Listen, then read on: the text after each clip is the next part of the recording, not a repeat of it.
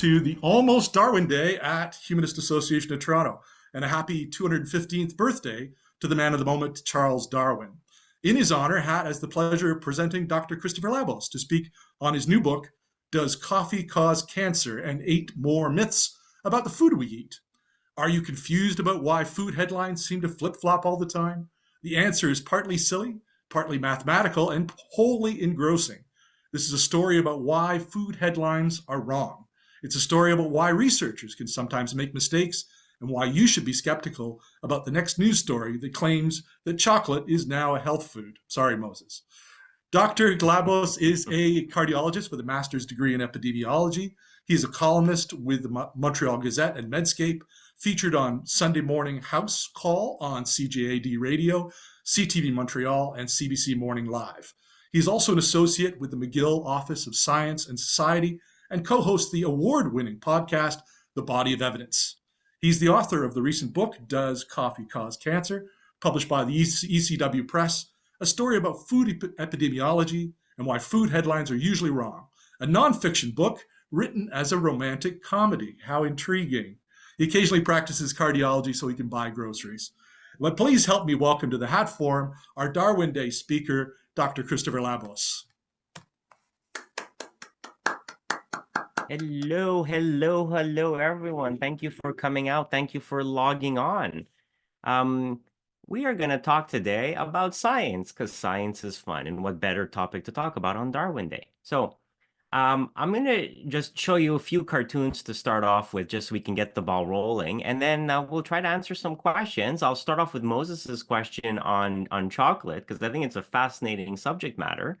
And then as people like, we can bounce around and talk about other things, or I can go back to some of the sort of topics that come up in the book, and then I'll try to talk about the book a little bit as well. So what I will do is I will start with my presentation, which is this talk, and I will share it. And now you should be seeing the screen, and we will go. All right. So when I usually give a talk like this, I usually call it, lessons learned from an accidental career in medical journalism, because I sort of stumbled into this career almost by accident, and I'll give you a little bit of my origin story if you like.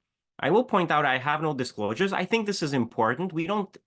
This is a common thing to say during academic talks, but we don't usually say this when we, give talks to the public, and yet we should, because the reality is a lot of influencers have conflicts of interest. They have received money, they have received products for free, and oftentimes when they're promoting a specific vitamin or supplement, well, they have a vested financial interest in promoting that vitamin or supplement, and we don't often talk about disclosure. So I keep this slide up even for public talks, because I would like it if it became commonplace for people to ask, be like, hey, what are your financial conflicts of interest? Because we all have them. The important point is to make them sort of evident and transparent.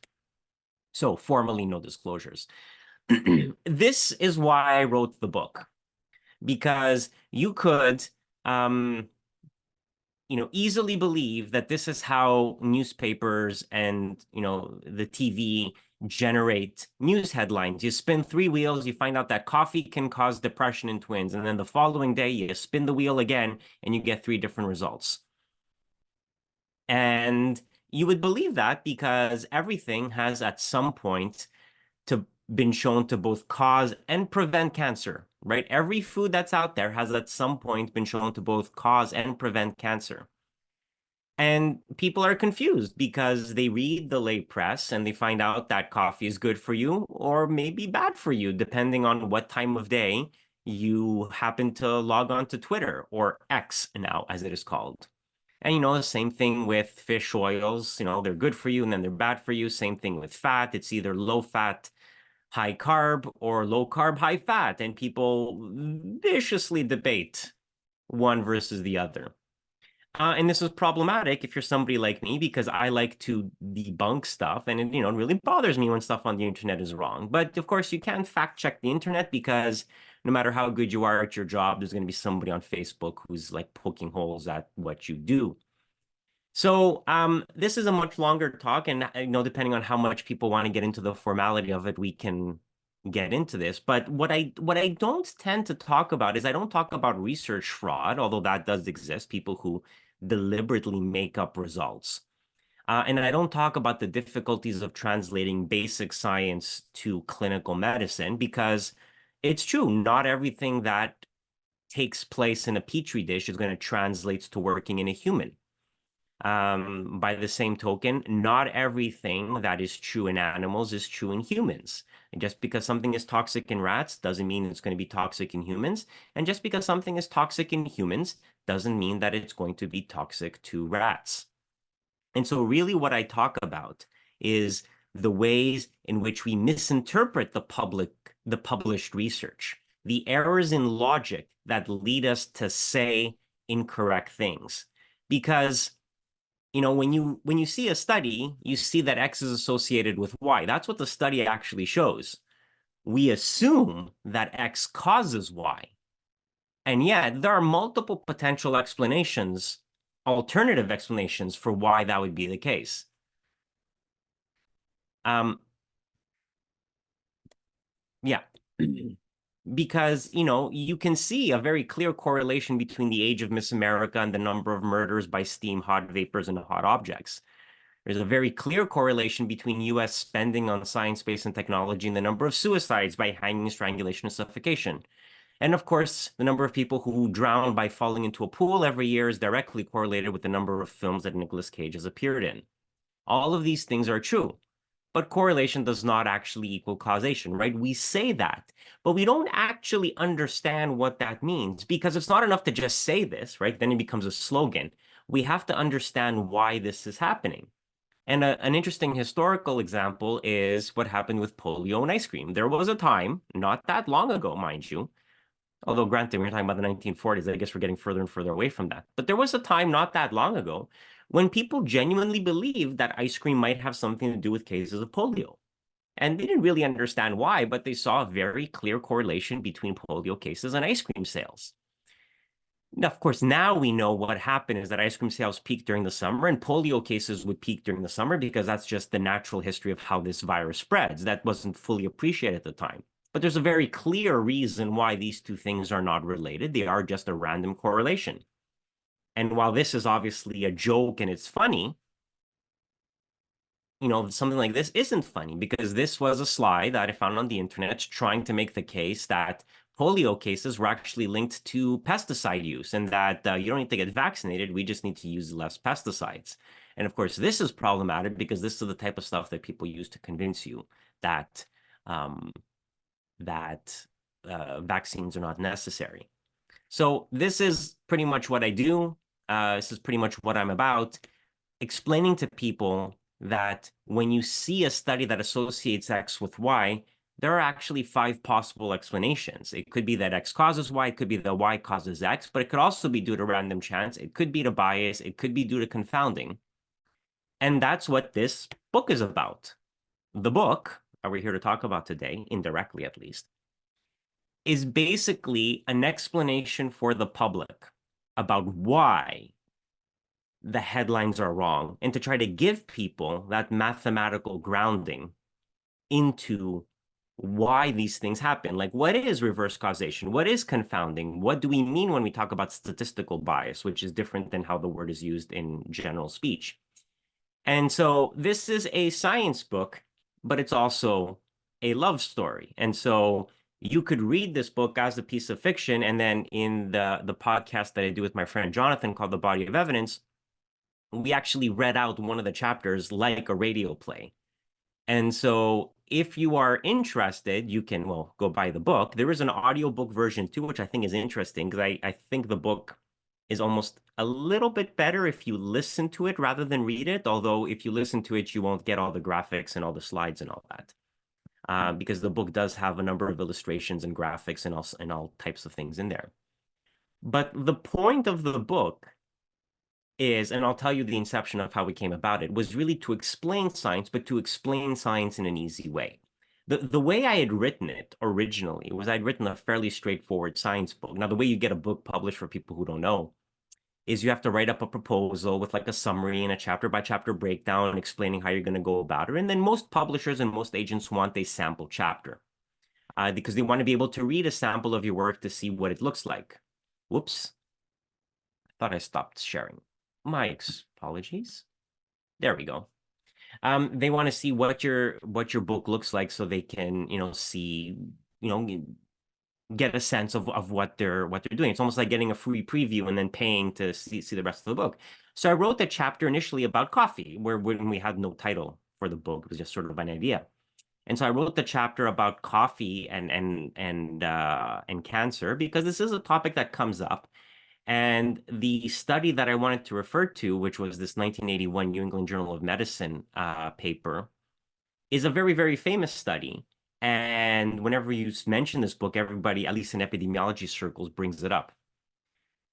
So I wrote the chapter as a very straightforward science chapter. This is what you need to know, explaining in a very formal voice. And the publishers were like, yeah, it's interesting. But we started bouncing around ideas of like, how do we make it different? And at that point, the head of the publishing company that I was speaking to on the phone had said, have you ever heard of a book called The Wealthy Barber? And I hadn't actually at the time, but I went in and I looked it up afterwards. And for people who have never read The Wealthy Barber, it's a book about investing and personal finance, but it's done and written in such a way that there's this barber, he works in a barber shop, and people are coming into the barber shop to get haircuts. And he's giving them advice about investing. And it was sort of a different type of way to talk about personal finance. He said, well, could you do something like that? And at this point, I'd been doing the podcast with my friend Jonathan for many years. And for people who listen to the podcast, a lot of it was this sort of like scripted banter between the two of us. And I thought, oh, that's an interesting way to do a science book, have a conversation going, because it allows one of the characters to ask the questions the audience might have and to do something a little bit different.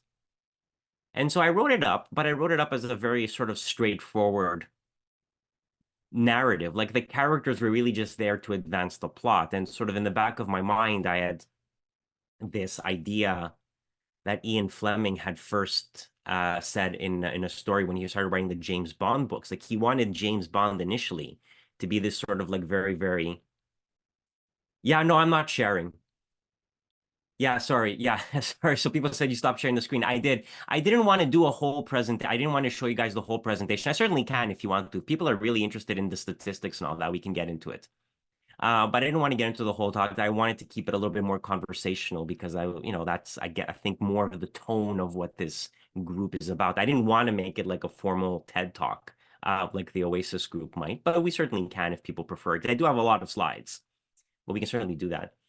Um, the there was this thing that Ian Fleming had said about James Bond, which is he initially wanted the character to be very sort of bland, and he just wanted him to keep bumping into situations. And if you read the early books, there is a little bit about that. He's just sort of there and things sort of happen to him. The character changed quite a bit, and he was actually very influenced by the movies. And actually, when they cast Sean Connery as James Bond, that's when he started introducing a lot of the Scottish backstory into James Bond's character. So the books were actually very influenced by the movie. But I wrote the original chapter about coffee and rewrote it as a dialogue between the narrator and this barista in a coffee shop. And I initially thought, oh, I'll do the entire book of just two characters talking to each other. And then the publisher's like, well, that could get a little bit boring. Maybe vary it up, have a few different characters. Like, okay, I'll have a different character for each chapter and make it very episodic with no sort of overall theme. And as I was sort of like planning this all out, I sent the chapter to a friend of mine who was sort of the inspiration for the character of Casey. And her feedback to me was 2 lines of email, which were pretty good, but I kept expecting him to ask her out at the end. And the minute she said that, it was sort of like my brain exploded, and I was like, oh, this was a romantic comedy. And so I ended up planning the entire book with essentially now a narrative story arc running through it. And when I sent it to the publishers, they were like, I wasn't expecting there to be character development in a science book, but there is. Like the characters do go through a fairly, admittedly limited, but they do go through a story. They have a certain amount of growth, and there's sort of like an A and a B storyline. And you can read this book as basically, a very, nice, easy romantic comedy. And people who have read the book have told me that it's a very easy read. It goes very quick. I mean, the thing about science books is we have to admit it, some of them can be very dry and they can be very heavy. Like it can take a while to get through it. And the danger is that if you try to make it too accessible to the public, um, if they're too accessible to the public, and yes, the book is available on at the Toronto Public Library. So there you go. And what you should do is go take it, check it out from the library or online, and then go in there and demand that we do an in-person event, and I'll come into Toronto and we'll do a formal book reading. Yeah. So, so the interesting thing about doing it this way is that there's always a problem with doing a science book, right? Because you either are very, very accurate and risk becoming very, very dry and very, very inaccessible to the population because you're going to be quoting all these studies and people are like, oh, this is boring. Or you try to make it too colloquial, too much like, and not to cast dispersions on anybody, but if you try to make it too much like Bill Nye, that can turn some people off too because it becomes a little bit too superficial. And so how do you square that circle? And it's not easy. And what I liked about this is that there are levels to this book. So you can just read the narrative straight and just be like, it's kind of weird that people are talking about science all the time, but what the heck? It's a nice story. But you can also read it as I want to read about these important studies, learn about the statistical implications, and then go to the appendix to find all the details. And yet all that stuff becomes a little bit filler and good filler because it sort of carries it forward. So I think there's an interesting dimension to this where the public can read it and be like, oh, that was cool. And I learned something. And I've actually had physician friends read it and be like, wow, that was actually like really informative. I learned a lot that I didn't know about. Like wasn't aware of the Cosmos study, for example, and be like, yeah, their method comedy was kind of cool, but that's not what they came for the book for. So it has a little bit for everybody. So, um, that's the point. This is the book. You saw the headlines, but here you go. And yeah, so the book itself actually is divided. TV show this hour has 22 citations. It's not a bad title for a TV show. So the book itself is divided into 9 chapters. So I'll tell you what the 9 foods we talk about are. They were initially supposed to do 10. And then as I was submitting the chapters, the publisher was like, this book's getting a little long. Maybe it's time to like land the plane. So we sort of ditched the last chapter and maybe it'll go into the sequel. But basically, we talk about, is vitamin C the cure for the common cold? Is red meat actually, does eating red meat actually increase your risk of cancer?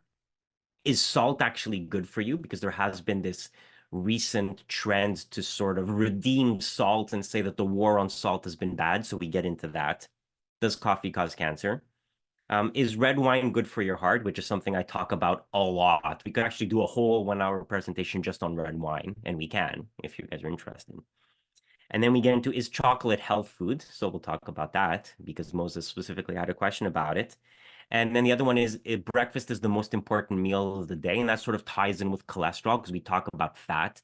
I didn't want to sort of specifically tell people. That's the other thing. I try to sort of like ease people into these controversies because if you tell people you're going to talk about fat versus sugar, people lose their minds. I mean, people get very violently aggressive on something which really they have no reason to be this aggressive about because, frankly, the evidence is not as controversial as some people like to claim it is. You do hear people make claims like total cholesterol is a terrible way to measure cholesterol. I'm like, yeah, no one does that anymore. Like, sort of like arguing about whether like Betamax or VHS was the superior system. It's no longer a relevant discussion for anybody in the modern age. So it's about breakfast, but I also like get into the whole cholesterol thing, which is another whole 1 hour talk that we could give. Basically, each of these chapters is a 1 hour talk. So one day I'll come up and I'll give like 9 hours straight. No, it'll be like Fidel Castro giving a speech in Cuba, just in like nonstop for 9 hours. So we do breakfast, then we do a second, coffee redux where we talk about coffee and whether it increases the risk of heart disease and cardiac problems. Because I do get that a lot, from people. Like the coffee cancer thing is like a joke, and that's the title of the book, right? Because the vast majority of people. What's interesting about the title, though, I was a little bit skeptical about. Sorry, so and then caffeine, heart attacks, then vitamin D. So those are the 9 subjects in the book, and we can talk about those as people. Like, I wasn't that keen on the title initially. Like, I initially wanted to call this fake food news because it ties in with how the media reports stuff. And I wanted to say like fake news and then write the word news on top with like a little asterisk to be like you're penciling it in. And I thought if this takes off, then you could have like a whole series of like fake baby news and like, if you're gonna do stuff about baby myths and all that. And the publishers were like, no, we can't call it that. I was like, no, people are going to think it's about Trump. It's going to be too confusing. I'm like, no, but that was the point. It's going to be so interesting and people are going to click on it. They're like, no, no, no. Because the point is, when people walk by it on the shelf, they have to know what the book is about. And so I was like, okay, I guess you guys know what you're doing. I assume, right? Fine. So we ended up circling on this. And I think this is an interesting title because one, I actually do really like the cover design. This was actually not the original cover design. The initial cover design was actually, in retrospect, a little bit more bland, and I'm kind of surprised that we went with it. But when they were showing this around, there was actually somebody at Indigo, because they do have meetings with the bookstores before they go to press, and somebody at Indigo had suggested something a little bit more flashy like this, and I was like, I was actually a very good recommendation. The bright yellow, I think, sort of works well. And the thing about this is, like, does coffee cause cancer? Most people don't actually believe that coffee causes cancer. And what's become a bit of a gimmick, whenever we do an in-person event, I always ask, can we serve coffee? Because then it becomes this funny thing. It's like you're going to be serving coffee at an event for a book called Does Coffee Cause Cancer? And like, wouldn't it be funny if at the end of the event we said, yes, yes, it does, just to like really mess with people. So, so nobody really believes that coffee causes cancer, but they are a little bit worried about whether coffee can cause heart disease, right? That's not something most people are entirely comfortable with. There is that little niggle of doubt. And I think that's why the title of the book actually does work, which is like, I've heard these things.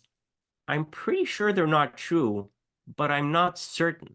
And so there's a little bit of curiosity there. And so understanding where these myths come from. And to even call them myths is probably a little bit disingenuous, because they are not, utter fabrications. They come from somewhere. So, but sort of explaining how these things sort of evolved is, I think, interesting. So Moses asked specifically about chocolate, and let me talk about chocolate because Valentine's Day is coming up, and most of you are probably going to go out and buy chocolate. What's interesting about chocolate, there's a couple of things. First of all, there is a lot of chocolate research out there, a lot of chocolate research, and I mean a lot. And what I think a lot of people don't realize is that a lot of the research on the health benefits of chocolate is funded by the chocolate industry. And it's a little bit surprising to me that people who, object quite rightly about the pharmaceutical companies having a role in medical research and the nefarious influence of pharmaceutical companies don't bat an eye at the idea that chocolate companies are funding research. And they're not just like funding research, they're giving money to universities, they're endowing research chairs and research departments specifically to look at the health benefits of chocolate. And so they are very much dictating the direction of scientific research. And, this should be concerning, because whatever you want to say about the pharmaceutical industry, and you could say a lot, um, I like the comment, living in the comments. I'm going to buy chocolate for Valentine's Day, just like every other day of the week. Um, the issue with the pharmaceutical company is that we have rules in place for how they can interact, for what they can do, for what they are allowed and not allowed to do. And you can argue with those rules, and you could say there have to be tighter restrictions. But at least rules are in place. With food research, we have almost no compunction about food industry funding the research. I was asked to review a study once about avocados and whether they improve cholesterol. And I read the study and I was like, well, the amount that they change cholesterol is so minimal that it's probably not clinically significant, because something can be statistically significant. So you can see a difference between two groups, but the difference might be so small that they are not clinically significant. And the change in cholesterol was something like 0.4 points in metric. So If you're in the US, you're probably talking about a change in cholesterol of maybe 30 points or something, which is not that much of a change, not anything that would be clinically interesting to us. And when we give medications to lower cholesterol, it's because we want to drop it by like 50, 60% to get you down to very low levels. So, this is and then right at the end of the study, I find out that this study was sponsored by um, the avocado lobby. And I was like, there's an avocado lobby? I'm like, yeah, there is a group of people who represent the trade industry of selling avocado and lobby the government and are funding scientific research. And so the first problem with the health benefits of chocolate is when you look at the studies, they are often funded by Mars and the other chocolate companies. It doesn't make them wrong or flawed or fraudulent in any way, but that is something that we have to keep in mind. The other big thing with chocolate is that a lot of the research that's done is done on a cocoa bean extract. So chocolate comes from the cocoa bean, and the cocoa bean itself contains a number of potentially interesting molecules, antioxidants, and the like that could potentially have health benefits. And so when people study them, what do? They take a cocoa bean extract, they manufacture it into a pill, because if you're going to do a trial, it's much easier to give people pre-specified tablets, because then you can also make a placebo tablet on the same way. Sorry. Very few of the studies actually use chocolate in this way. Most of them are on the cocoa bean extract. And the problem with that is that there's a difference between what's used in research and what you go out and buy at the store. Because what you buy at the store is a chocolate bar, which has a lot of fat, a lot of salt, a lot of milk in it.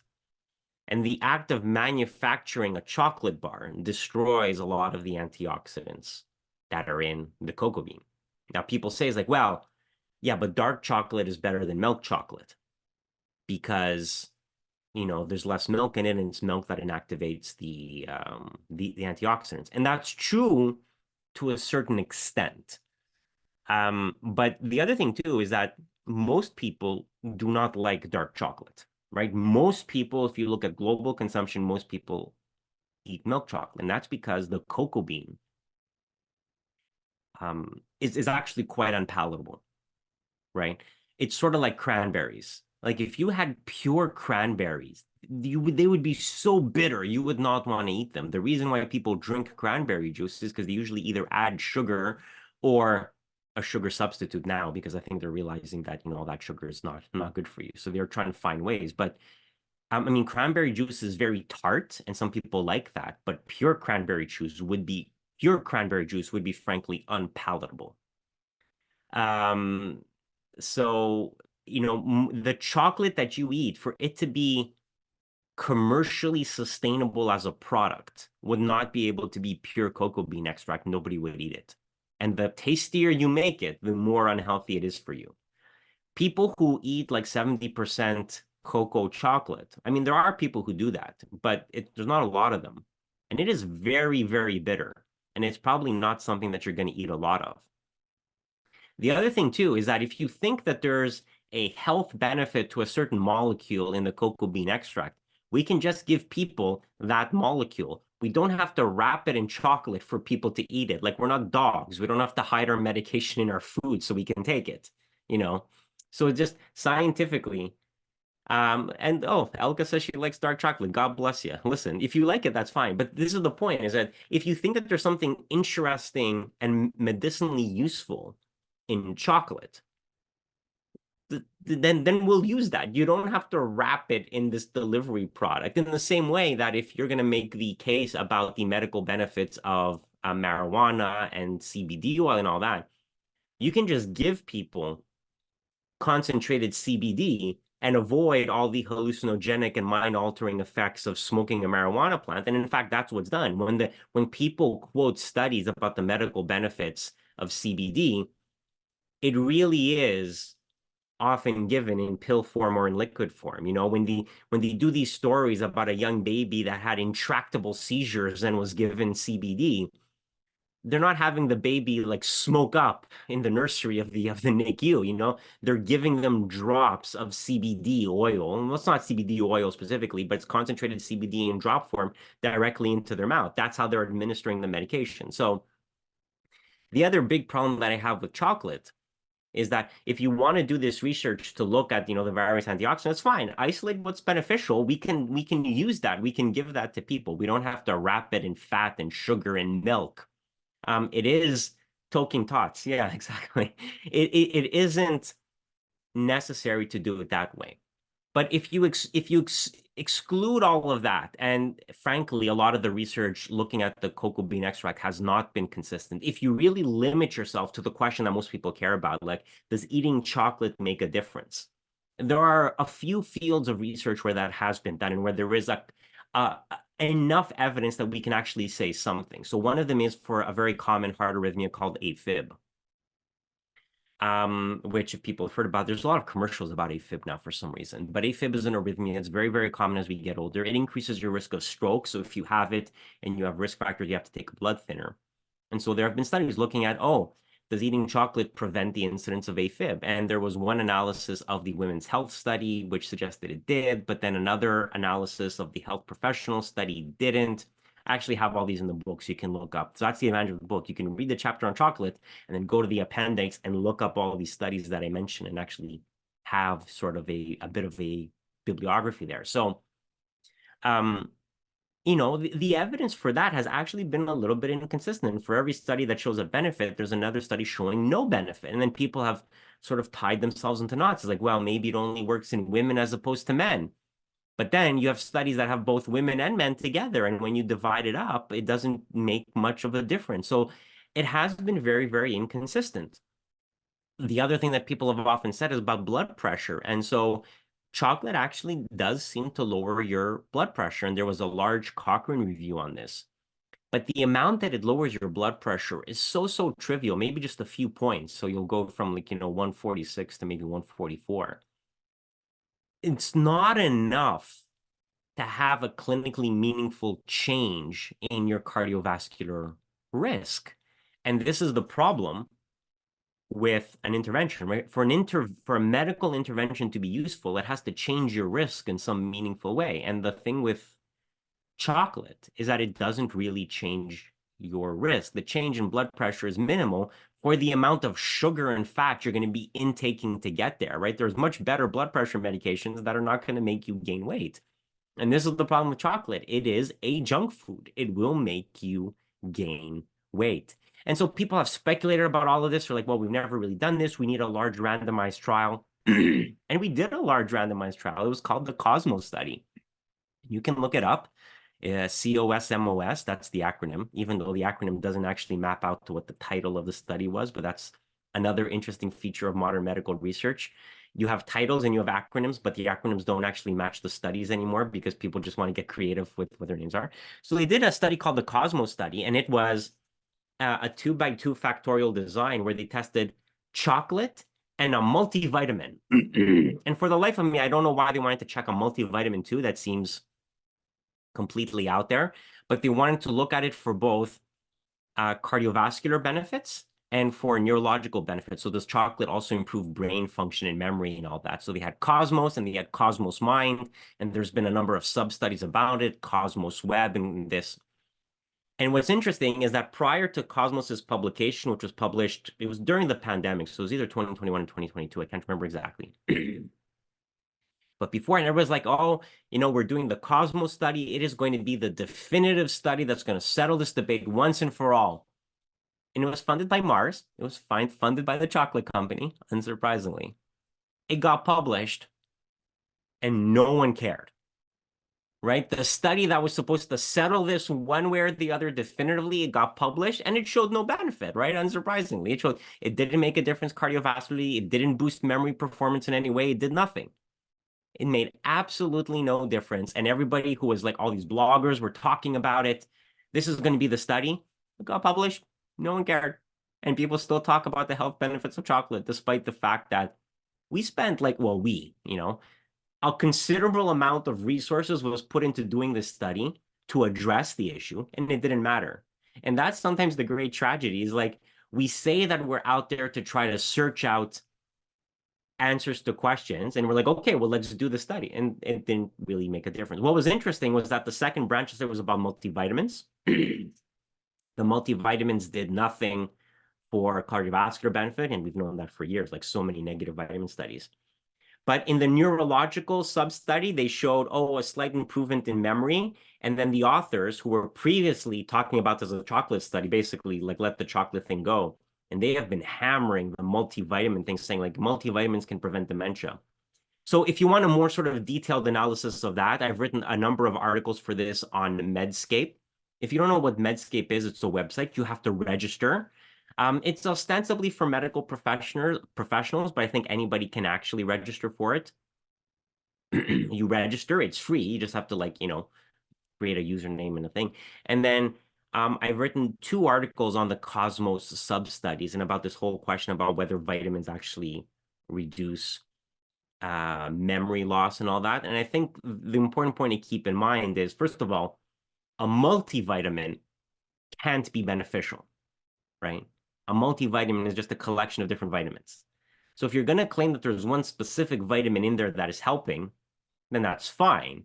But you have to claim what you have to, like, there's nothing inherently special about a multivitamin, right? By definition, if you're going to claim that vitamin E boosts your memory, then everything else just has to be useless because vitamin E, vitamin D, and vitamin C don't act the same way. There is nothing inherently magical, right? I mean, if you're starting saying that there's something special about a multivitamin, you're essentially invoking concepts of alchemy, right?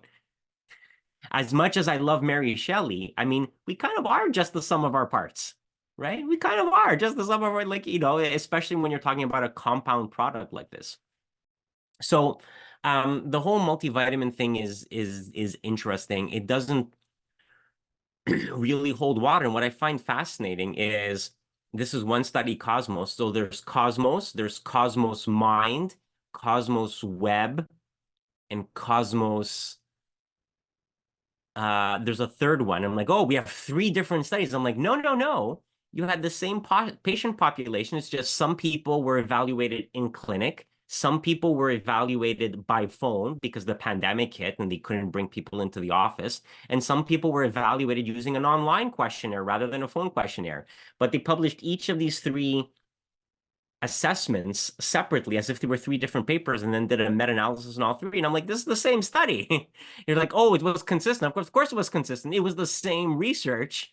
You just evaluated people differently. It would be shocking to me if it wasn't the same, because that would mean that it matters how you assess people's memory.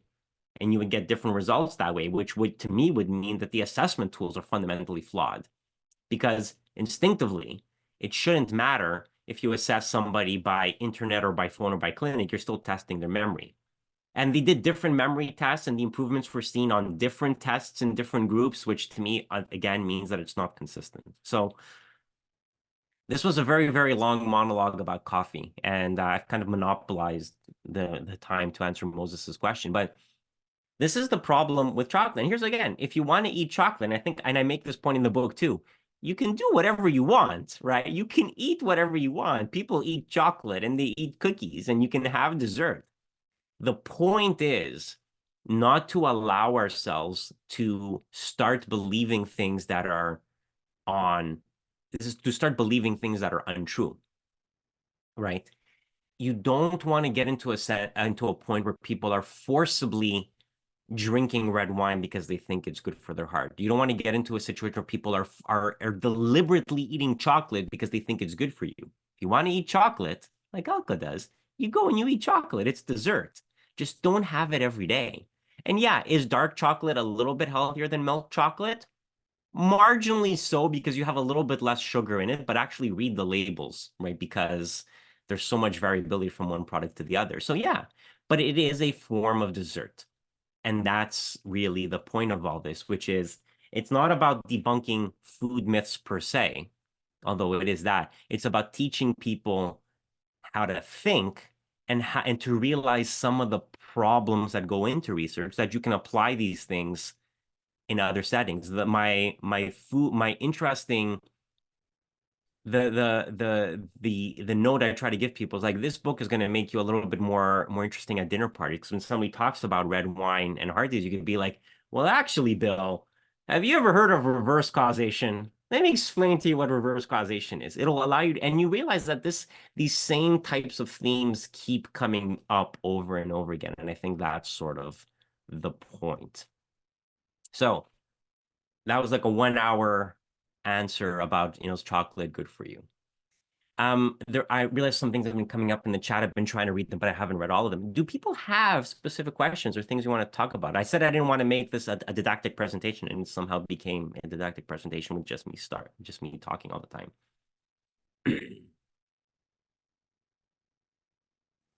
Oh, there was one message from George. I guess I'll sort of talk about it. It's like food has different chemical reactions in different human body, and also different human body has its own adaptation to chemical reactions. Yeah, so the question is, okay, but you have this one thing, could food behave differently? So food is obviously going to be a lot more complicated than a single agent. And you sort of see this problem with marijuana. I'll just use the thing. People who take pure CBD are going to have a different response than people who smoke marijuana, because pure CBD is going to have one chemical in it. It's going to be CBD, right? I mean, there's different forms of CBD, so I'm like oversimplifying a very complex thing. But, when you do studies and, uh, oh, there's a very good question coming up too.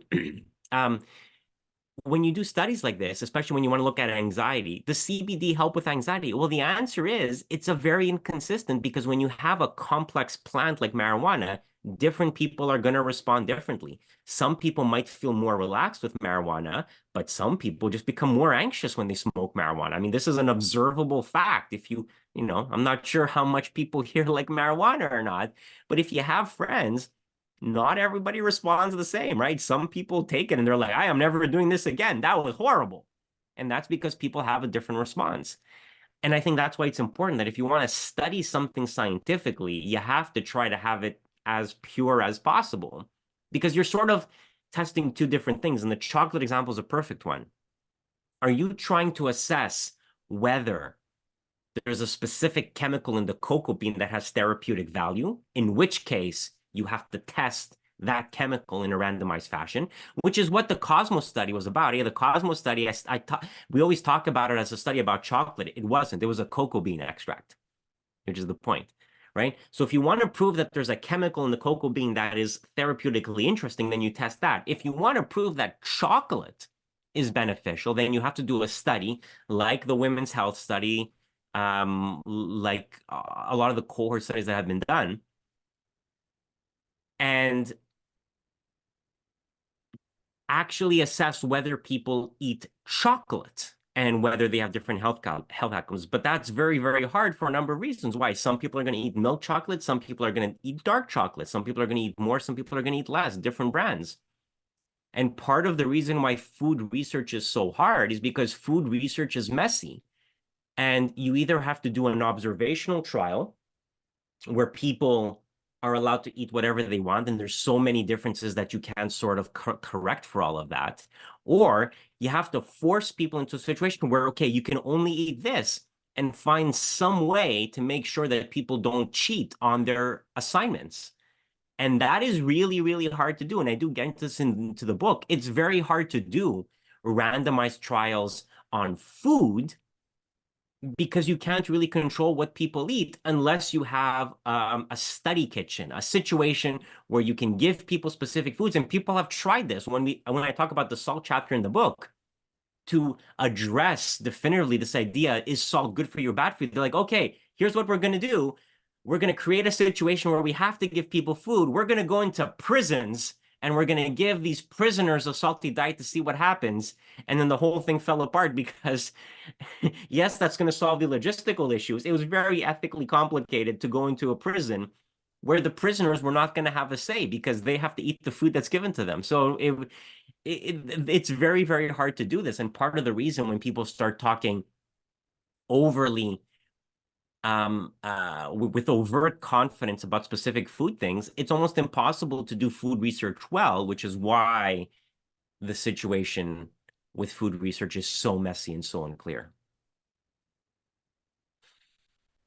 Okay, Christopher, we have a couple of questions that are Yeah. for people who've raised their hands on certain issues, so you were looking for those.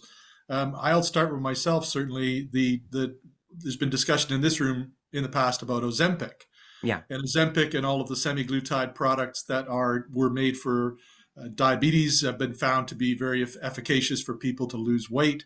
So, how do you consider those products? Are they a boon or are they a potential disaster in the making? I think they're a boon, quite frankly. I think they are. Because here's the thing.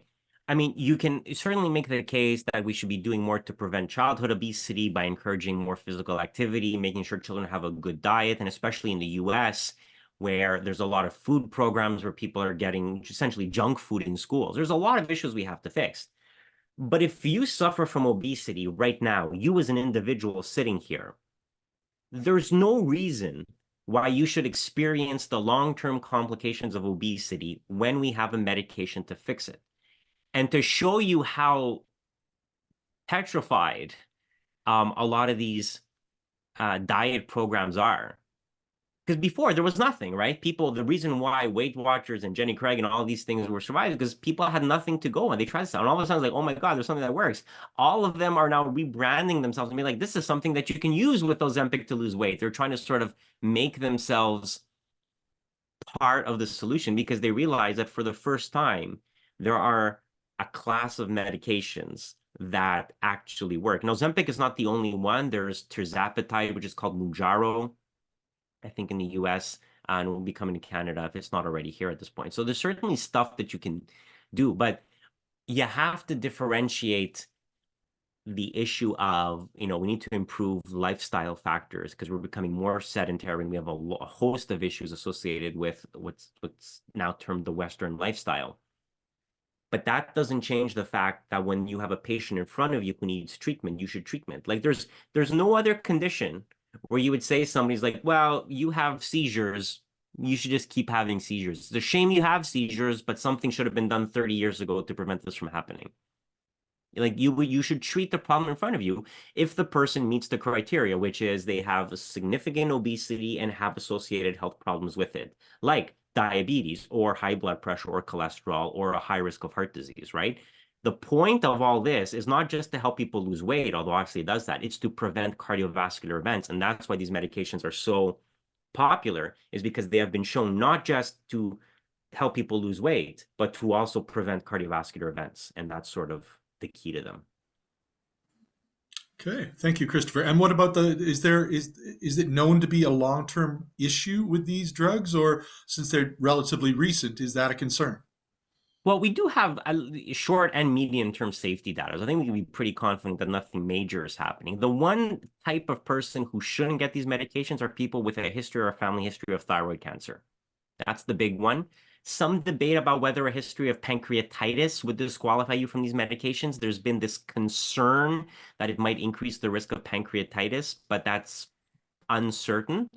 The big thing that limits people with these medications is that the first few weeks of therapy can cause a lot of nausea and upset stomach. And for some people, it's just too much and they just can't tolerate it. And that's the reality, right? Some people can't tolerate these medications. You stop it, you try something else. I mean, there is another weight loss solution. It's bariatric surgery. It's just that, obviously taking medication is going to be easier than bariatric surgery.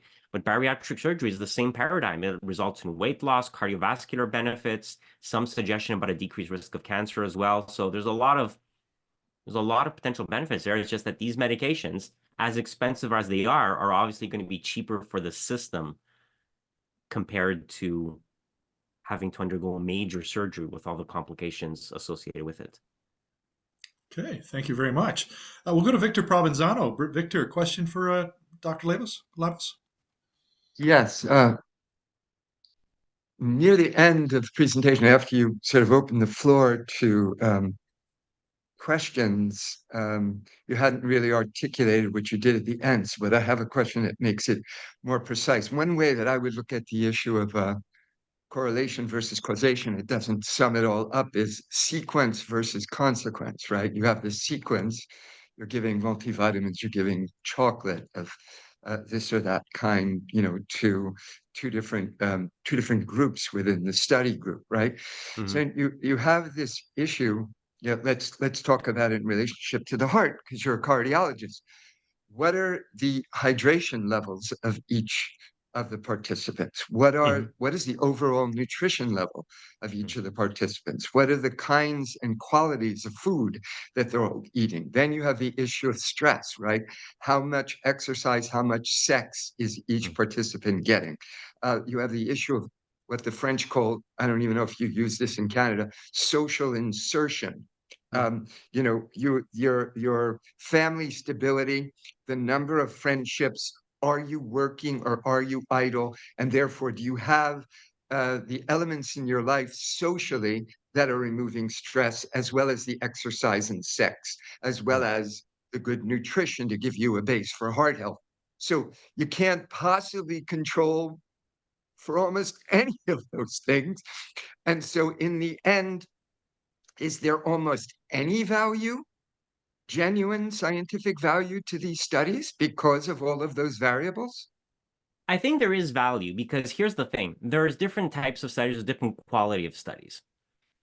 When you start getting consistent effects from multiple groups across time in the same direction to the same magnitude, then you can be pretty certain that all of these extraneous factors probably don't matter all that much, right? Because there's always going to be differences between groups. It's only relevant if those differences affect the outcome, right? So you take any group of people, you're going to have right-handed and left-handed people in there. But knowing that information isn't useful because being right-handed or left-handed isn't going to affect your risk of heart disease. So it's not just being able to measure variables, it's being able to measure variables that are associated with the exposure and with the outcome. So if you wanted to look at whether obesity affects heart disease, there's 1,001 things you could measure in people. But you have to look for the things that matter. Like if you have obesity, are you more likely to have this? And if you have heart disease, are you more likely to have this? And so something like diabetes is important to measure because if you have obesity, you're more likely to have diabetes. If you have heart disease, you're more likely to have diabetes. So diabetes becomes a confounder. It's associated with both the exposure and the outcome. But something like, you know, cirrhosis, to pick something random, is that associated? Because if you had like, if you had a hep C infection from contaminated blood transfusion, right? Happened. That's not really going to predict whether you have obesity or not. And it's not really going to affect your risk of heart disease, at least not in the short to medium term. So measuring whether people were infected with hepatitis C or not isn't relevant if your study is looking at obesity and heart disease. So you're right. There's 1,000 things you could measure.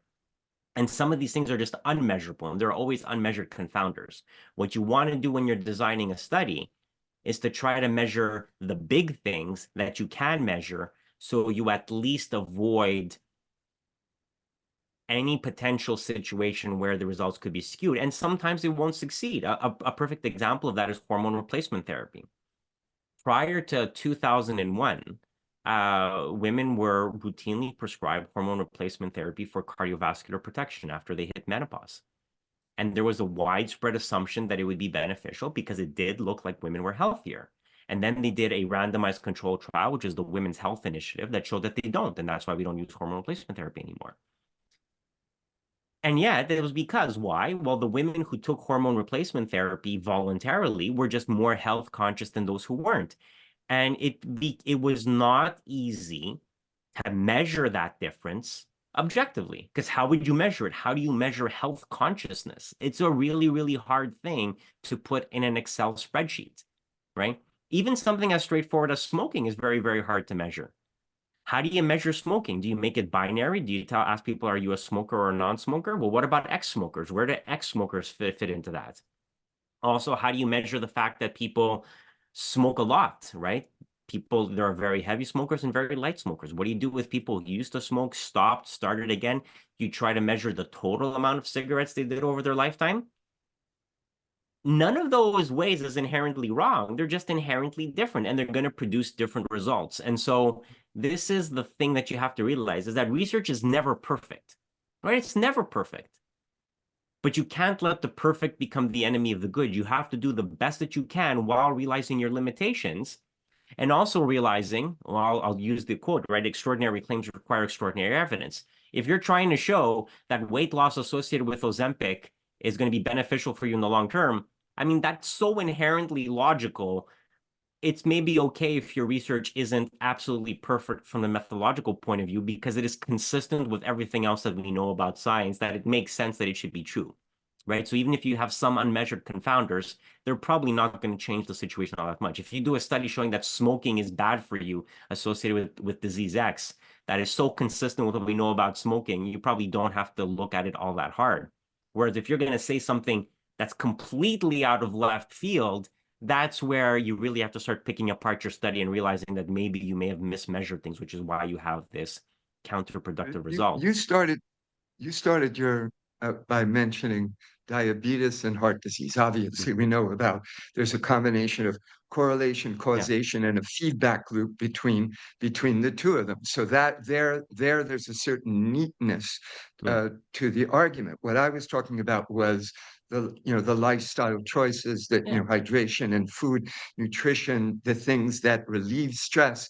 Those are not things that you get like strong correlations, causations, feedback loops that you can then extract from the study and draw conclusions. That's sort of, I'm talking about not the condition of the person, but the overall life choices that the person is making.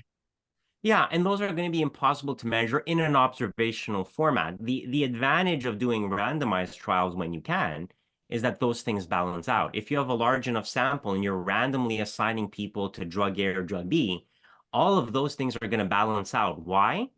Because how you behave socially, exercise, all that is independent of what drug you got, right? Because that's the thing. For that confounding triangle to make sense, for it to work, that thing that you care about has to be associated with both exposure and the outcome.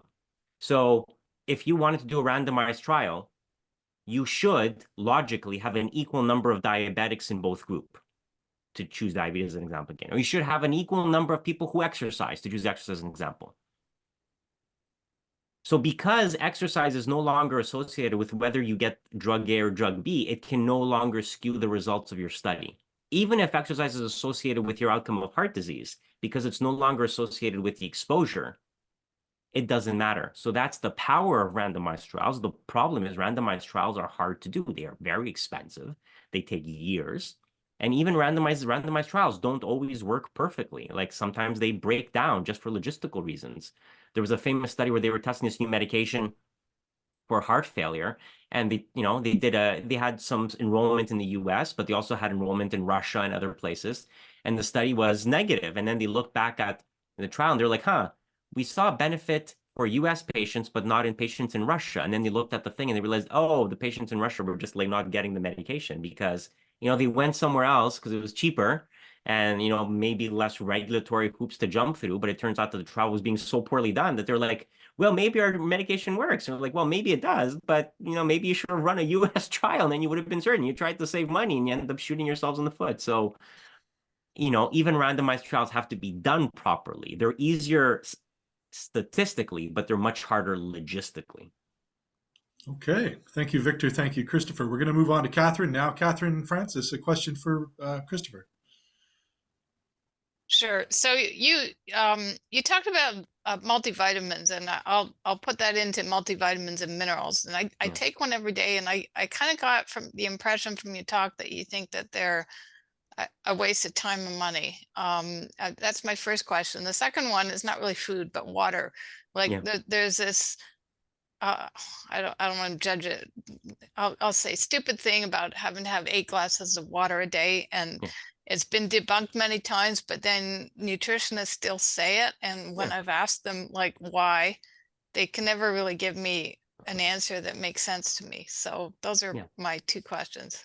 Yeah. So multivitamins. I mean, unless there's a specific reason why you need a specific vitamin. So if you have pernicious anemia and you need vitamin B12, fine, right?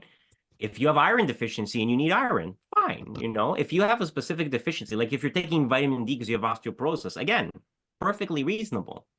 But to go and routinely take a multivitamin, and I did too. When I was a child, my parents gave me a Flintstones chewable vitamin every day. Why? Because they heard it. They heard it. It was on TV, and they were like, "Well, I want my kid to be healthy. Might as well." It's probably not worth it. Is there a harm to it? There's probably no great harm. Although, like high doses of vitamin E actually can be quite dangerous. There's been associations with blood thinning and cerebral hemorrhages. But there is a theoretical risk, but the main risk is cost, opportunity cost. And it's like, in an era where everything is getting more and more expensive, even wasting $30 a month on a multivitamin or $20 a month, right? Let's be generous. It's still a lot of money if you're taking it consistently for no clear benefit. So yeah, multivitamins as a general rule do nothing unless you have a very, very specific issue for a very, very specific vitamin.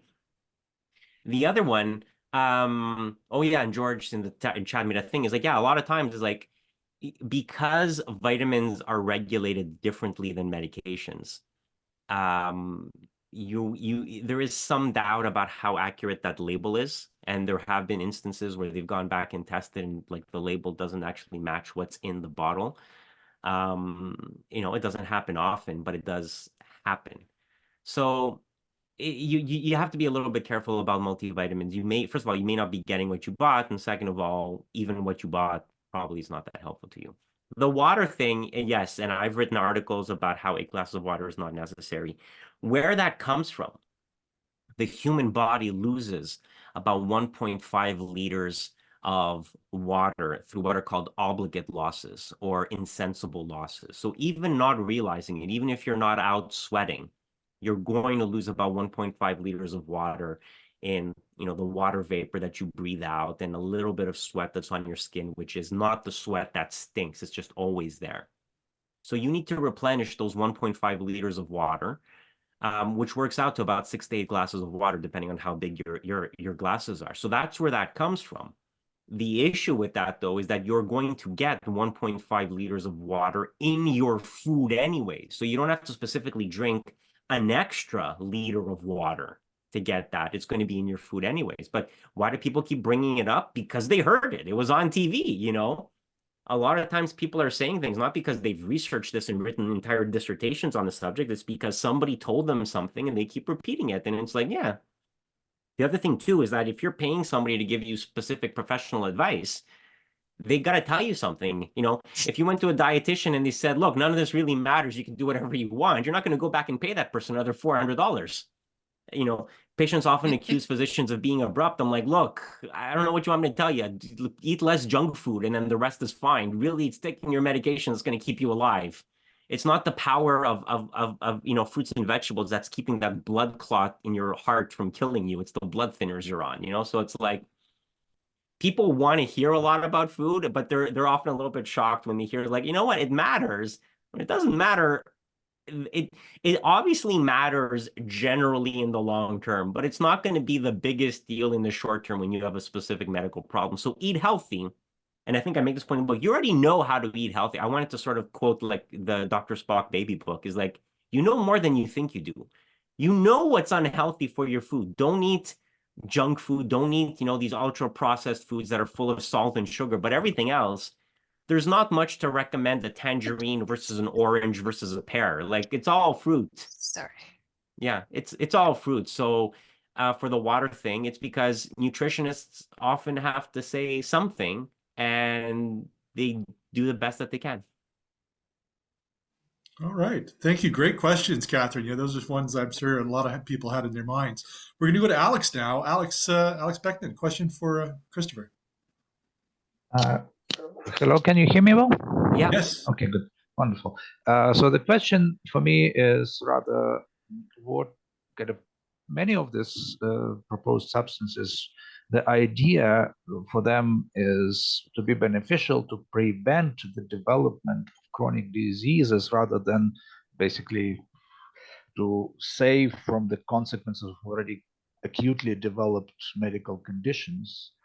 And the question is, how would you, what kind of trial or what kind of testing you would find reliable in that sense? For example, if you I remember that late 80s hype with antioxidants apparently kind of they were supposed to prevent cancer in the long run. And this huge Canadian-made study, which, if I remember my numbers correctly, was on 15,000 subjects over 20 years, which basically showed that they do not have, in the 20 years, if you average over all ages, lifestyles, and so on, so far, kind of taking antioxidants doesn't make significant, well, a statistically significant difference in these people developing or not developing cancer.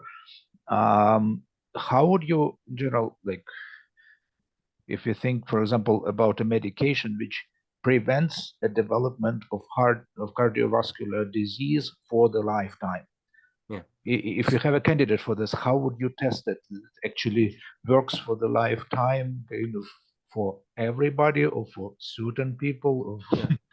Well, here's the thing. We know that deficiencies of vitamins cause disease, and they're not that hard to prove. I mean, we've known, I mean, in the 1800s, if you walk through Dickensian London, I mean, or maybe they wouldn't have explained it this way, but people understood that nutritional deficiencies led to rickets. You know, we know that vitamin D deficiency leads to rickets. We know that a deficiency in thiamine can cause brain dysfunction. There's a very specific medical issue called Wernicke's encephalopathy and Korsakoff's dementia, which is caused by thiamine deficiency. Conditions like beriberi exist. So we know that deficiencies exist. They're frankly not that hard to prove. I mean, scurvy. If you want a good book, I am going to sort of shout out an author, friend, a colleague, somebody who I know, Stephen Bone, who's a Canadian author. He wrote a book called, it's about the discovery of how vitamin C caused scurvy. So it's called the Mariner. Hold on, let me look it up right now. The Mariner, the Captain. I'm going to search the name up very quickly, but it's basically vitamin C and scurvy. There we go. It's excerpt from the books. So the book is called Scurvy: How a Surgeon, a Mariner, and a Gentleman Solved the Greatest Medical Mystery of the Age of Sail. So, I mean, admittedly, it took a long time to make the actual link between vitamin C and scurvy because people thought it was all kinds of things. But these are not hard things to prove, right? To prove that a specific deficiency can cause a specific disease is easy. But we've largely dealt with a lot of these things. I mean, the reason why people don't have goiters anymore is because we have identified that certain parts of the world do not have enough iodine in the clay of the earth, and we have to supplement it, The reason why you don't see as much blindness is because we supplement grain with vitamin A. We put vitamin D in our milk because people were vitamin D deficient, right? Because many people, especially if you don't have access to fish and fatty fish from northern climates, would be vitamin D deficient. So a lot of these things have been fixed. The issue with these supplements is that once you get the baseline level in there, taking more doesn't make a difference. So that's the point. If you are deficient in a specific thing and you need supplementation, then you do it. But to just go out and take stuff doesn't actually make sense. So if you think you're vitamin D deficient, well, just test yourself. Check your blood levels of vitamin D. And if you are, I mean, you can either take a vitamin D supplement or adjust your diets to eat more fatty fish and dairy products, and you'll get enough vitamin D in there. So the problem with a lot of these products is that they've sort of missed the point, because if there's a problem there, we should fix it, and we can fix it for the entire population. It's just that they are selling products to people who probably don't need them, because the vast majority of people are not iodine deficient anymore. The vast majority of people are not folic acid deficiency.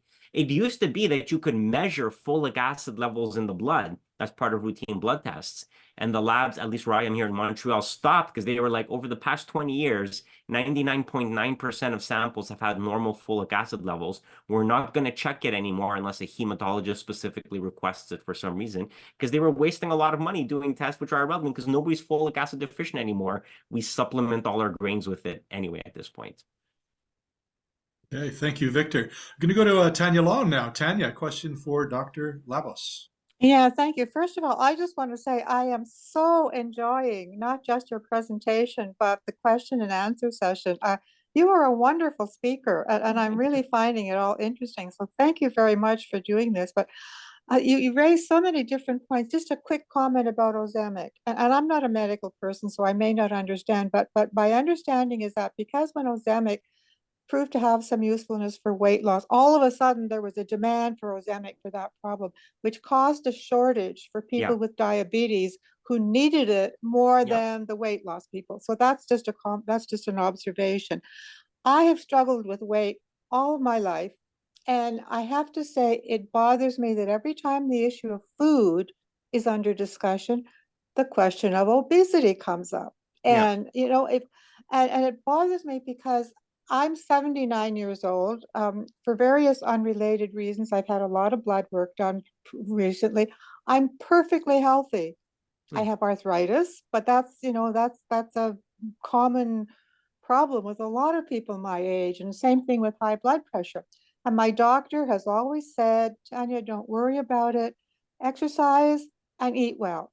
Don't, you know, don't, if I'm, now I understand that there's a difference between someone who weighs, let's say, 190 pounds and someone who weighs, let's say, 300 pounds. You know, there's a significant difference there. But the thing that bothers me, if I have a friend who is very thin, I think she's underweight, but if somebody met the two of us together, they would look at me and think that I must be unhealthy, and they would look at her and think that she must be fine. And as a matter of fact, she suffers from a lot more health problems than I do.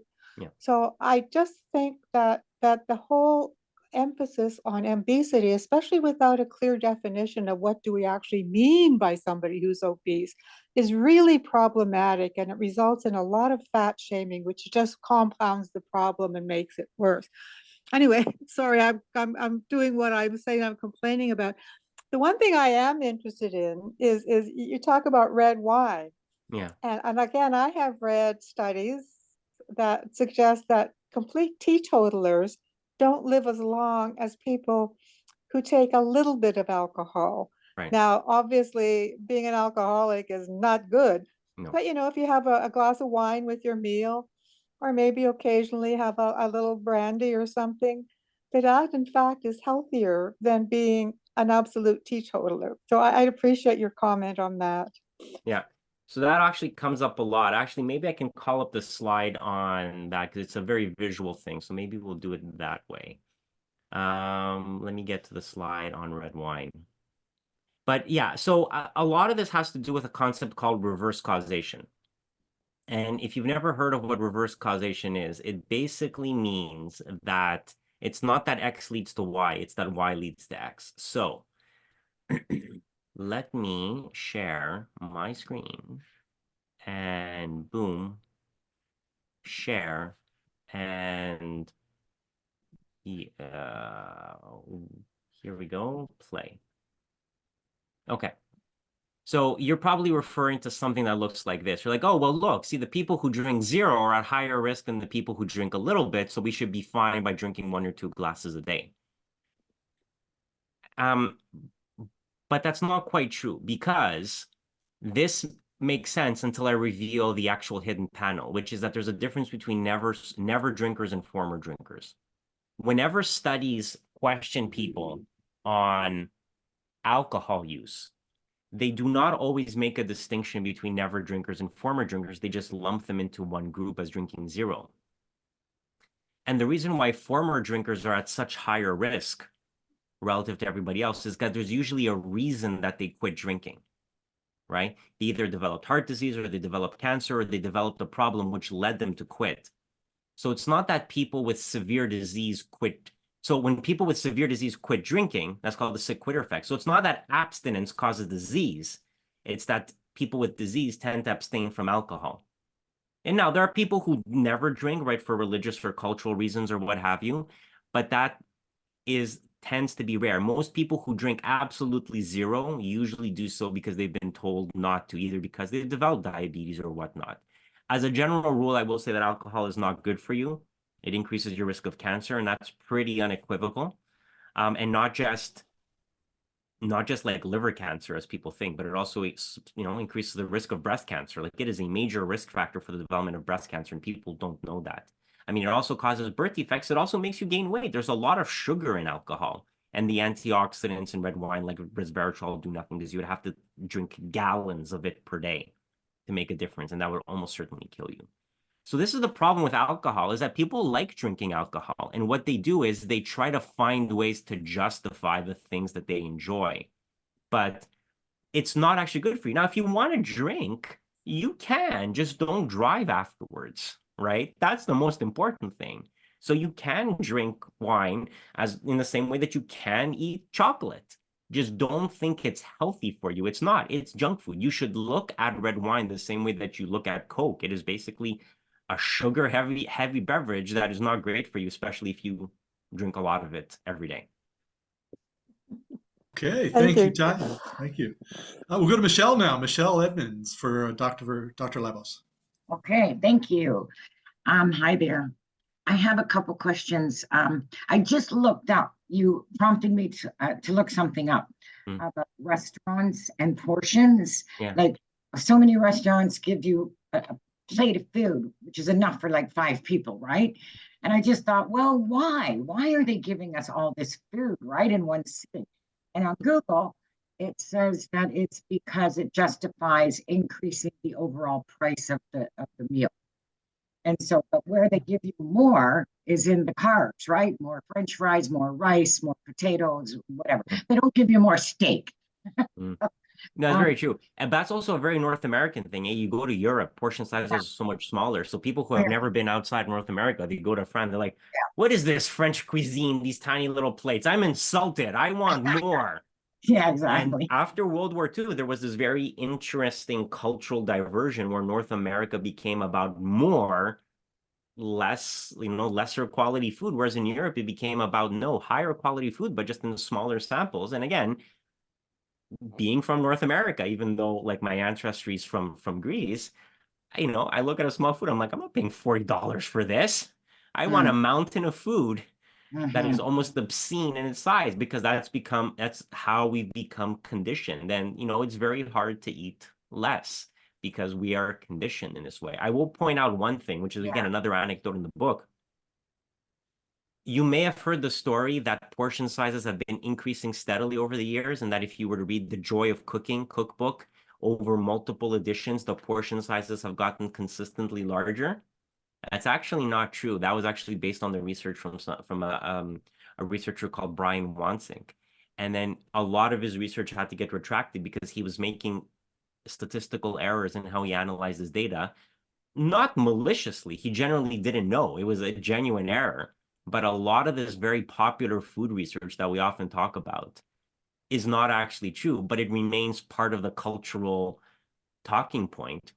And just as the same way that a lot of people still talk about 6 to 8 glasses of water a day, even though it's not actually true, in the same way that people talk about 10,000 steps, even though that's not actually based on anything. A lot of people talk about, portion sizes have been getting bigger.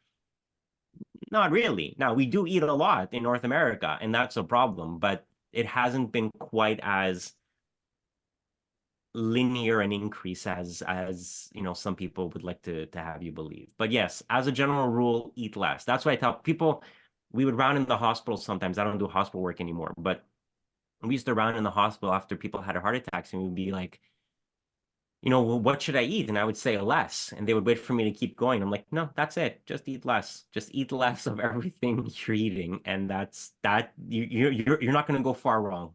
Yeah. So, Perfect. Michelle, did you have a follow-up to that?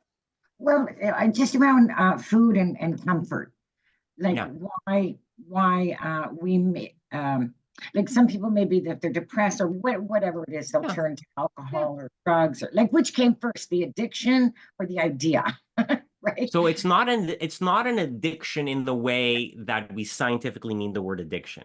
We certainly use food for comfort, right? Yeah. But here's the thing: if you were addicted to heroin or cocaine, and I put like lemon juice in the heroin, something to make it like painful for you to inject into your veins or made it unpalatable, you would still take it because you need that cocaine, you need that heroin. If I took that food and put like horseradish on it to make it unpalatable, you wouldn't eat it. You're not addicted to food. You just like the way it tastes. In the same way as coffee, people are like, I'm addicted to coffee. I'm like, are you? Like, if I put urine in that coffee, would you drink it? No, you probably wouldn't. If I told you you had to line up for 15 minutes, you'd be like, the heck with it. I'll just get some at the office. It's not as good, but I'm in a rush. You know, there's actually a concept in addiction medicine which is called, it's not called the break point. It's called it's basically the point at which you can dissuade somebody from going after the thing that they care about. And the break point for food is actually really, really low, because it doesn't take much to dissuade us from doing something. We do something out of habit. We drink our morning coffee because it's there. If all of a sudden you raised the price, or, you know, made it so that somebody was going to punch you in the face before you got your morning coffee, you would say, no, it's fine. I'll take the decaf, you know? So it's like a lot of the things that we talk about as addictions are actually habits more than anything else. A lot of people are addicted to nicotine, obviously, right?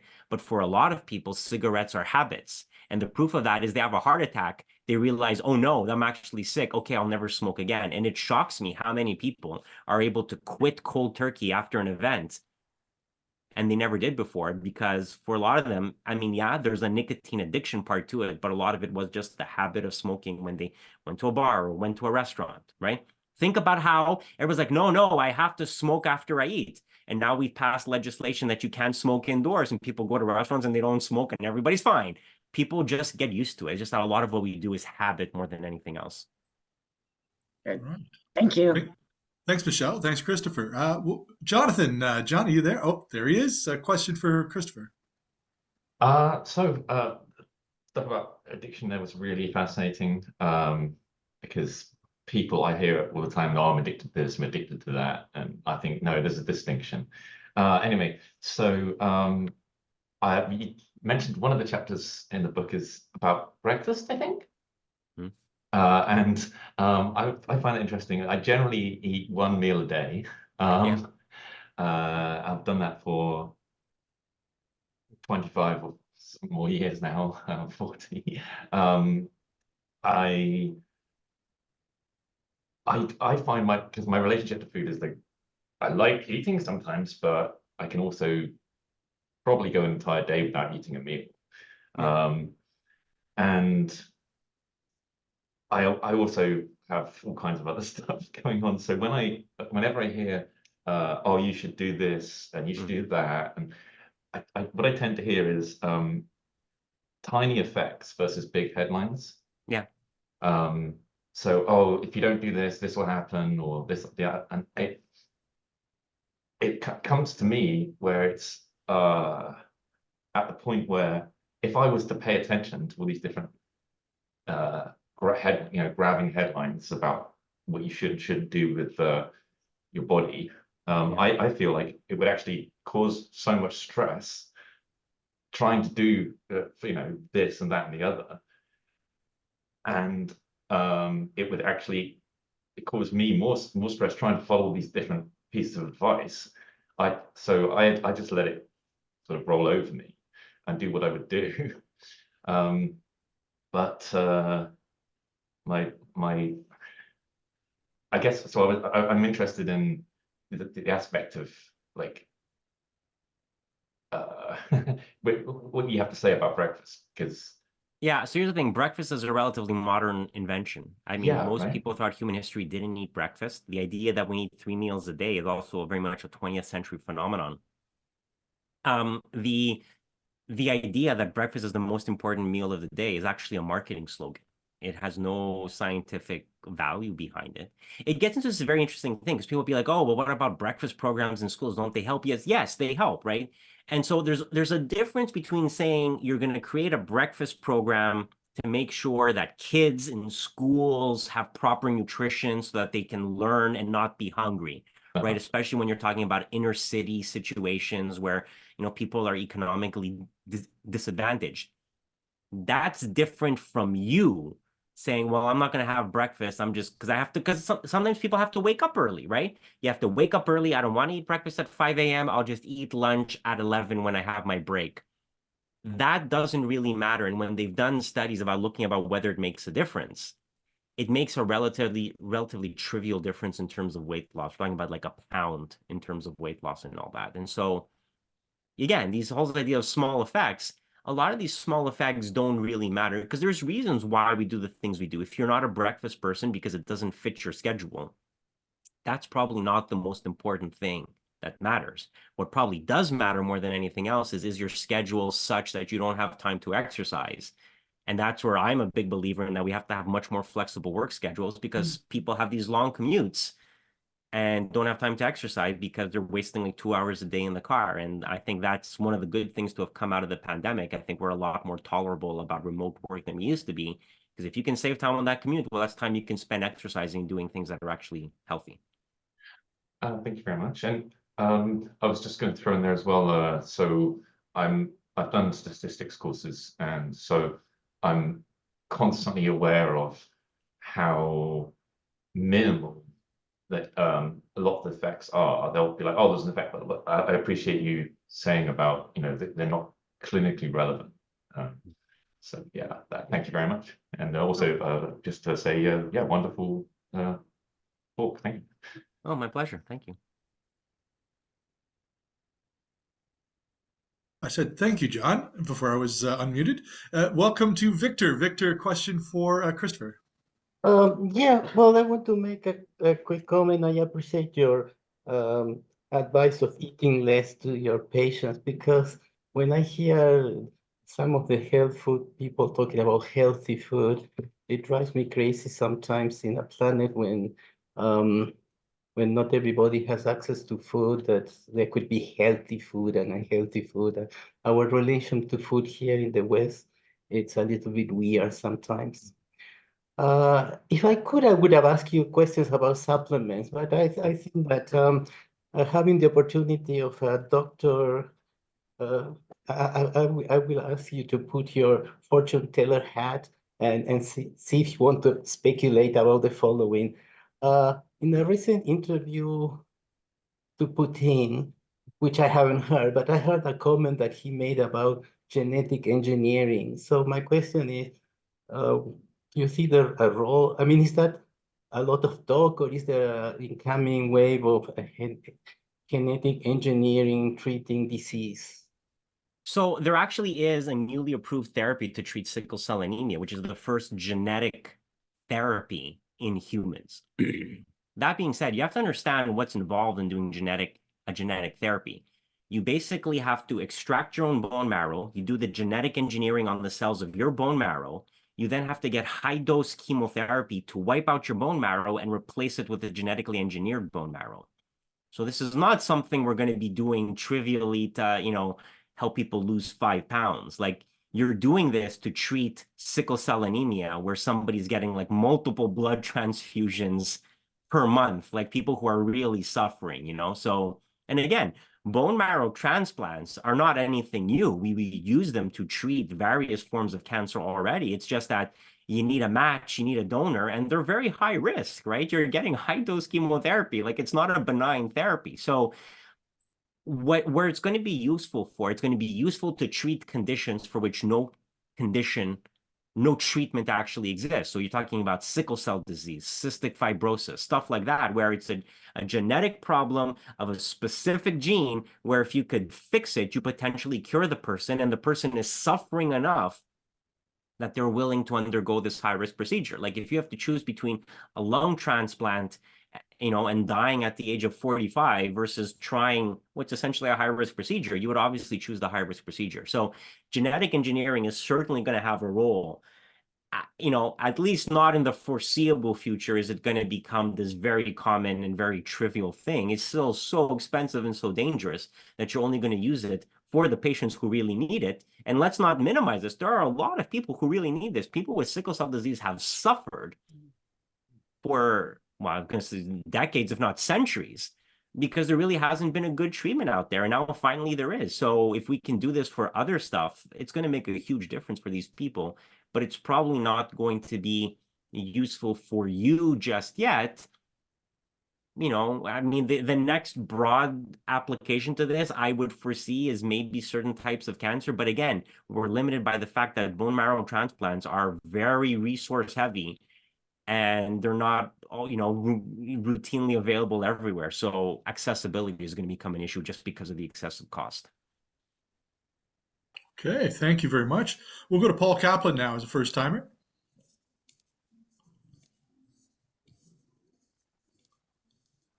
Yeah, I have a follow-up question on this breakfast idea. So some people breakfast means a bowl of cereal. Yeah. Some people it means, some yogurt and fruit, and some people it means a stack of pancakes and Yeah. waffle. I mean, all kinds of, it means eating a lot of eating a lot of calories, a lot of sugar, just want your comment on that. Not just a question of breakfast, but what you should eat for breakfast. You can eat whatever you want for breakfast as long as you're willing to live with the consequences. Like for some people, lunch is a salad, and for other people, lunch is, a ham sandwich. Again, it doesn't matter that much when you eat stuff. Now, there are a lot of people who make a lot of money talking about, oh, this is like it's the timing that matters, and 16-hour fasts and all these things about like how to time your eat and like working off your eternal clock. Stuff doesn't really matter in the grand scheme of things. When you compare these time-restricted eating diets versus conventional diets, they tend to perform about the same. So it doesn't really matter what you eat. If you're the type of person, like I often skip lunch, and not just because of the way my schedule works out. I usually don't find it useful or helpful to pause for lunch. I rather have a breakfast and then eat once in the evening to carry me through the day. You do what fits your schedule, but realize that some things are healthy and some things are not. Fruits and vegetables, healthy. Pancakes, not so healthy. Do I like having pancakes? Yeah, it's fun to have pancakes, especially with maple syrup. But if you ate that every day, would that be a problem? Yeah, it would. There's a lot of sugar in maple syrup. There's a lot of sugar in pancakes, a lot of carbs there. So you have to look at the food. There is no right or wrong way to eat. There is no concept of orthorexia, the idea that there's a correct way to eat. There's just food. And if you eat a lot of junk, you're gonna, over time gain weight and develop disease. And if you eat healthy, you will be healthier for longer. And, this is true for not just cardiovascular disease, but also cancer and diabetes and a whole host of medical problems. So eat healthy. And you already know what that means. It means, pancakes, probably not something you should be having on a regular basis. Now, Christopher, we would typically go to topic selection, and we would obviously let you go at this point as we promised, but there's still some interest here for the next few questions, certainly. Are you okay to go for another 15 minutes? Yeah, we can hang around for a bit. Oh, wonderful. Thank you. We're really enjoying the topic today and your expert opinion, so I think people want to take advantage of that. So we'll go to Henry now. Henry's got a question for Christopher. Yeah, hi. I just wanted to talk about the concept of healthy foods, because we're often told, that we have to eat healthier and do healthier. But what's healthy for one person may not be healthy for another person. Like if you have an allergy to apples, an Right. apple may not be healthy for you, Right. right? Or if you have celiac disease, then bread may not be a good option for you, whether it's whole grain or not. So I just wondered if you could talk about that. Yeah, I mean, so there's obviously individual factors that play a role, right? If you're allergic to a specific thing, if you have celiac disease, you can't do that. When we talk about food from the public health perspective, there's usually very obvious things that we need to tackle. So, I mean, smoking was the, obvious great public health achievement of the 20th century, getting smoking rates down. The big thing now is with pre-processed food. So trans fats have, largely been removed from most foods. So that was the big deal of maybe about like 10 years ago, right? Where a lot of pre-processed foods had a lot of trans fats, and those had to be removed from fast food chains and all those places. And that largely worked. The big one now is salt. There's a lot of salt in the food that we eat, and even in stuff that we often think of as healthy, like soups and all that. And again, it's working with food manufacturers to get them to take salt out of the food. And I just had an article on Medscape that came out last week, but they're sort of publicizing it now, about is it good to remove salt or is it good to eat more potassium? And there's this real debate about, is it sodium or potassium that's the real problem? And so I talk about it in the chapter with salt, and I get into it in a much more technical manner in the Medscape article. But one of the big things that has come out recently is salt substitutes, replacing sodium chloride with something that is at least partially potassium chloride. Potassium chloride, if you ever tasted it, does not taste like salt. But you can substitute something that's 100% sodium chloride for something that's only 75% sodium chloride, which means less sodium. And so, yeah, you're only bringing the sodium down a little bit, but the FDA in the US is considering a rule change to allow food manufacturers to list potassium chloride as salt. And if they do that, that means it's going to become much easier for food manufacturers to replace their sodium chloride, at least partially, with potassium chloride, and reduce the amount of salt that's universally present in the American diet. So when we talk about like population health initiatives to improve food, those are usually the things that we talk about, because all this individual stuff doesn't really matter all that much, but getting everybody to eat less salt on average is going to be helpful. And so these are the initiatives that are usually considered and thought about, because if you want to eat apples, you can eat apples. If you don't want to eat apples, you don't have to eat apples. It doesn't really matter. When any particular food becomes an issue, that's often a consequence of lobbying. And so, when you see these commercials for like Florida oranges, I mean, listen, I enjoy drinking oranges, but there's nothing inherently superior to them relative to grapefruits. They're all citrus. Like it's, there. And when you start talking about specific food products, that's more marketing and advertising. And there's a lot of marketing and advertising. Like the idea of bacon being a breakfast food is itself marketing. Like prior to like the 1950s or so, actually the person who conceived of the marketing campaign for breakfast was Sigmund Freud's nephew. He was working for an ad agency in New York, and he tells the story about, they had in-house doctors, and he's like, can you write up something about how a hearty breakfast is good for you? And they were like, yeah, sure. And breakfast became marketed as a breakfast food. Bacon became marketed as a breakfast food just because that helped improve bacon sales. Orange juice as a breakfast food was, again, marketing, because you can't really use oranges for baking the same way that you can use apples, like bake them into pies and whatever. It's like, well, how are we going to get people to use more oranges? Well, let's tell them to drink orange juice as a breakfast food. Had they decided to market it as an after dinner aperitif, would life have been different? No, it's all marketing. We just get used to doing things a certain way. Why was it taboo to have eggs for dinner? And then, but now it's like, people, I mean, I make myself like an omelet for dinner sometimes. Like, I don't care. Eggs doesn't have to be a breakfast food. You can also, oh yeah, there's a comment in the chat about cereal. Yeah, that's also in the book. So, cereals, which were developed by the Kellogg's brothers, who were like kind of wacky in the stuff that they believed about sex and all that. He was running a sanatorium, which was basically, the 1800s edition of a health spa. And he was like, I want something that's going to cool the passions of my sufferers. I want to give them an easy to digest, simple meal. And he invented cold cereal. And it was like, this is breakfast. And everybody was like, okay. And that's the thing. And it became like, can you eat cereal for dinner? Of course you can. And I've done that too. So a lot of these foods are habits more than anything else, and habits change over time. The perfect example is bacon, which used to be a dinner food and then became a breakfast food because we sort of just decided we were going to have it for breakfast. Fantastic. We'll go to Moses now. Moses Klein. This is my response to your comment that timing really doesn't matter. One point that my doctor several years suggested to me is that it may be better to graze and to have more frequent, smaller meals instead of a few big meals. Thinking being that when you eat a multi-course dinner, you're eating more before your body has really started giving you the signal that you're not hungry anymore.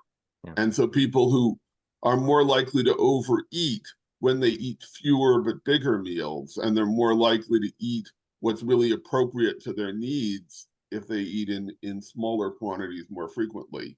Do you have any research that either refutes or confirms that?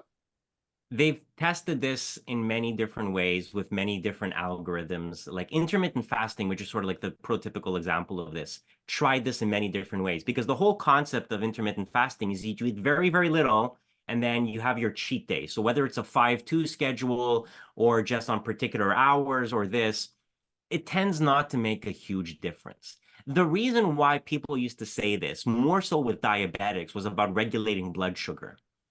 That was more relevant in the era when people were taking insulin injections to treat diabetes. Because we've moved away from insulin, because most of the medications now are just once daily pills for the most part, right? And because even insulin now is people who are type 1 diabetics have an insulin pump that can self-adjust and like give you bolus doses. I mean, you obviously still need to watch what you eat. And if you're a type 1 diabetic, then obviously controlling your insulin level to avoid these peaks and valleys is important because you don't want to get hypoglycemias. But it's probably not as important or relevant as it once was, because if you need to control your blood sugar because you have diabetes, we have good medications that do that now. They're 24-hour medications. So that's also why we don't tell people check your blood sugar anymore. It's not that useful. You're much more better off doing a blood test, measuring your hemoglobin A1C so you can see what your 3-month average is. Because it doesn't matter if you have a spike today, it really just matters what the overall average is. So a lot of these issues are not as relevant as they once were. And again, it really depends on your lifestyle. What matters is if your goal is to eat less, if your goal is to lose weight, you just have to eat less. However you go about it matters.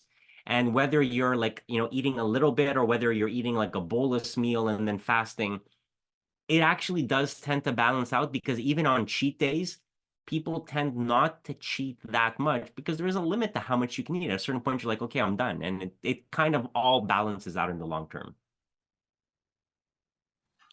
All right, we're going to go back to a couple of second timers, and so we'll be closing up very soon here. Might be a little bit of time to add yourself to the speakers list, but we've only got 6 minutes left. I'll leave it to Catherine Francis. Okay, thank you. So I have a very specific question. My parents, who are in their 90s, always would have like berries and bananas and cereal for their breakfast. And then they read an article, and I went back and looked at the article just now just to refresh my memory. It was like Leslie Beck in the Globe and Mail saying you shouldn't have bananas with your berries because it diminishes the positive impact of the flavonols or something. Anyway, so all of a sudden they totally changed their breakfast routine and didn't have bananas at breakfast anymore. And it kind of annoyed me. And they're both really bright, right? But so I'm not saying it's stupid, but it's like the article seemed kind of stupid to me. Like, is there really that big of a benefit to the flavonols, and do they, or however you pronounce it, and does having bananas with them really make a difference? And should people be reading these articles and adjusting their diet accordingly, or is it just bunk? So that's my question. Yeah, it's basically bunk. I mean, here's a golden rule. If you can make it to 90, you can do whatever you want, because, there's a certain survivorship bias that goes into it at that point. I mean, yeah, this is the problem. Like, listen, I never like criticizing people directly because I feel like it's mean and it's not worth it. Here's the thing. If your thing, though, is nutrition, well, you have to say stuff. You can't go around and say it doesn't matter. I have the flexibility because I'm not vested in any of this. Like, I don't have to convince people that food is important.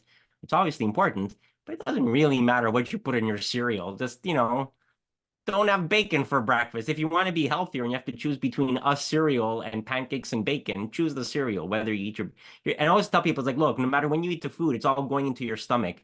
Your food is going to stay in your stomach for about an hour or two. So like, unless you're really segregating out your food, it's all going to the same place and coming out the same color in the end. So I wouldn't overly stressed with that. You get into certain issues with like young women who can't absorb iron, and if you mix iron with dairy, that can make some degree of iron deficiency. So there are very specific situations like that, but most of the stuff is not relevant. All right, thank you. And we'll end off with Victor Provenzano. Victor, keep in mind that we've just got about 4 minutes left. Okay, Christopher, I want to ask you a very specific question. There's a study I'm going to round off the figures to make it simpler. There's a study on Harvard Medical, or rather a set of recommendations on Harvard Medical, saying that if you are, say, a male that with a diet that to maintain your weight, it's 2,300 calories a day, that you can restrict your diet by between 500 and 1,000 calories per day safely. So you're going down to 1,800 or 1,300. They don't say anything about the length of time that kind of calorie restriction might be safe.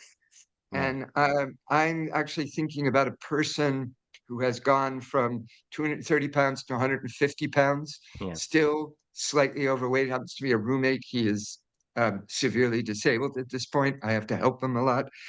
So he's lost a little bit more than a third of his body weight. And his diet is basically around halfway between, it's about 1,500 calories, about halfway between 1,300 and 1,800. I mean, do you think he's now just slightly overweight as opposed to overweight? I mean, how safe is it to continue with the caloric restriction in your cardiological opinion? As long as you're getting the nutrients that you need to survive, you're fine. We could all frankly live on probably half the food that we currently eat regularly. So much of what we eat is not based on need, but on habit. And, a generation ago, people ate a lot less than we eat now, just in terms of pure volume and tonnage of food that we put in our mouths. So we can all eat a lot less. As long as you're hitting the basic requirements that you need, in terms of protein and vitamins and minerals, you're going to be fine. And it's very hard to be deficient unless you are malnourished because of illness, because of issues. So there are certainly people who are in trouble, but it would be very hard for you to purposefully make yourself malnourished unless you start doing things that defy the bounds of logic. And there are people who go on these very fad diets who drink like only grapefruit, or like something like absurd like that. It's like far beyond what any normal person would do. So if you just eat less, it's very hard to starve yourself because most of us, the vast majority of us, eat much more than we need to.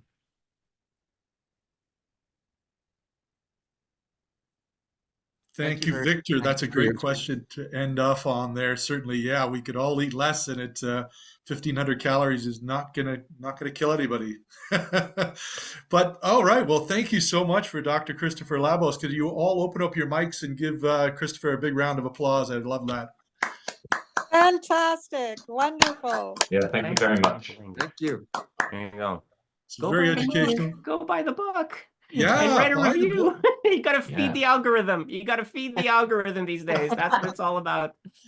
So, of course, yes, buy the book, rent the book, get the book from the library, podcast as well, Body of Evidence podcast. I'm a subscriber. I enjoyed that. And the chapter where Christopher and his associate read the chapter from the book is really quite fascinating and kind of charming as well. So it's been a good indicator of what happens in the book. So, of course, again, we'll be choosing topics next week. We have a topic on aging and the effect of the aging population on our society, brought to us by Paul Kaplan. That's going to be posted to the website soon. And so join us for that interesting discussion next week. And of course, come with your topic suggestions for future weeks so we can continue to have the great and enlightening discussions that we have here at HAT, and sometimes with wonderful expert opinion from people like Dr. Christopher Labos. So again, thank you for being here today. I really enjoyed this. I hope you have too. Have yourself a wonderful humanist weekend and make it a good one. But otherwise, have yourself a great weekend, and we'll see you next time.